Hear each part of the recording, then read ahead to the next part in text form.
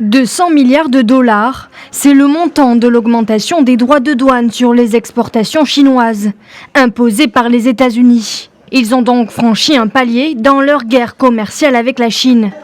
Les droits de douane sur les exportations ciblées ont augmenté de 10% à 25% ce vendredi, provoquant une réaction rapide de Pékin.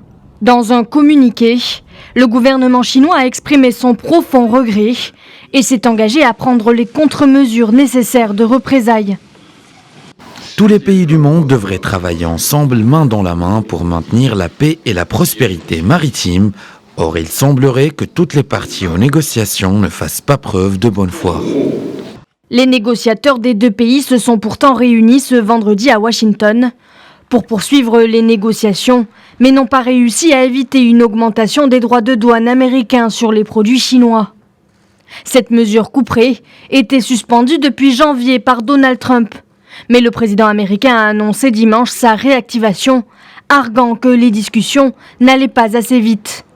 L'administration Trump exige la réduction du colossal déficit commercial américain avec la Chine, des changements structurels tels que la fin du transfert forcé des technologies, ainsi que la protection de la propriété intellectuelle américaine.